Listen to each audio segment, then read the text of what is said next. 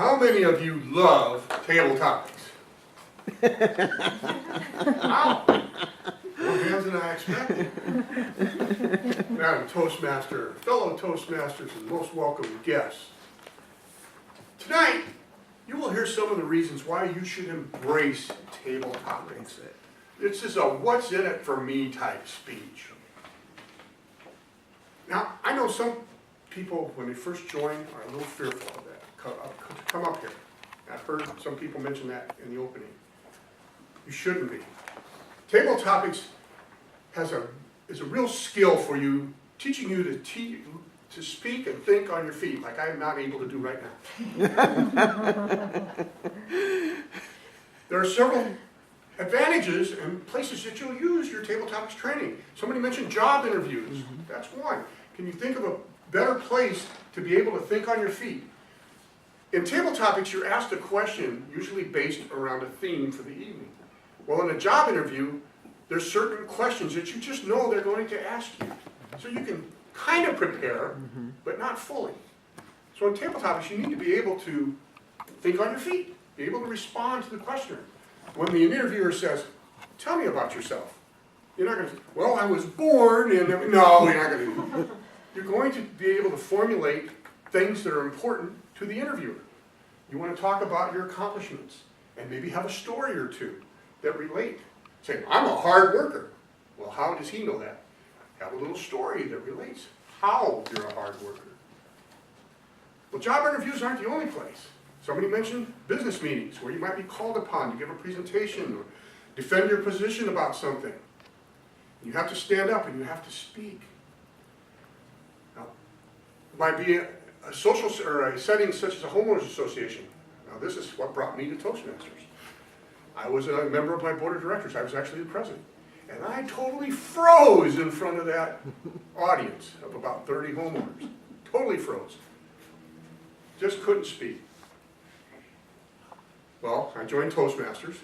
6 months later, we have another meeting where we have about the same number of homeowners out there.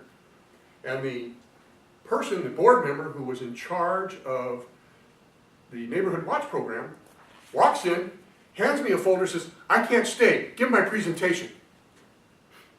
What? Okay. Now, before Toastmasters, I would have been, you have got to be kidding. There's no way. But because of my Toastmasters training in table topics, I took his folder, minimal notes, and when the time came, I gave about a 2-minute presentation on the Neighborhood Watch program for our neighborhood. Couldn't have done that without Toastmasters. What about social settings like parties? Now, my wife, who's sitting over there, is like a major league extrovert. She'll walk into a room and have 30 friends in my back. I am not.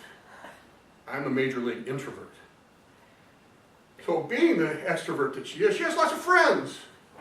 And they throw parties. And we would go to these parties, and I would know 2 people. Maybe. I would know her for sure. And maybe the host. And that was about it. So my usual operating procedure was to find a chair and maybe a cold adult beverage and just sit there for the entire evening. Maybe, not speak unless spoken to. Well, I joined Toastmasters in March. Christmas comes along. We, of course, get invited to a Christmas party. And all of a sudden, I'm mingling with the guests.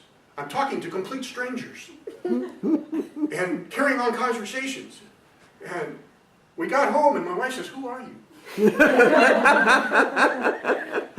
What happened? Toastmasters happened. Brought me out of my shell. Well, some people are a little concerned about table topics that they might be asked a question that they have no idea how to answer. And there's actually 2 ways to handle that. One is to just make something up. I remember a table topic, this was back before the year 2000, when everybody was worried about Y2K, oh my gosh, the world's going to end. And my question was that, imagine you're in the Amazon rainforest. You're a native primitive, native, indigenous person in the Amazon rainforest, are you concerned about Y2K? I've never been to the Amazon rainforest. I grew up in the Midwest, in Iowa, in a city. Well, I thought, let's think about this for a minute. They probably have no technology. They probably have no idea what year it is, let alone that the year 2000 is coming. They probably don't care. Their day really consists of waking up in the morning and finding something to eat. And maybe enduring a rainstorm in the afternoon. And since they're near the equator, every day is like every other. There's no change in seasons.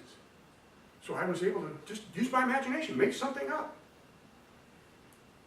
Second approach is admit that you don't know the answer. Just be honest. And if you're lucky, maybe you're the third or fourth person being asked, you might be able to answer a previous question. Steer it that way. I belong to an improv troupe, and this is another thing that Table Topics has helped me with, because improv is like Table Topics on steroids.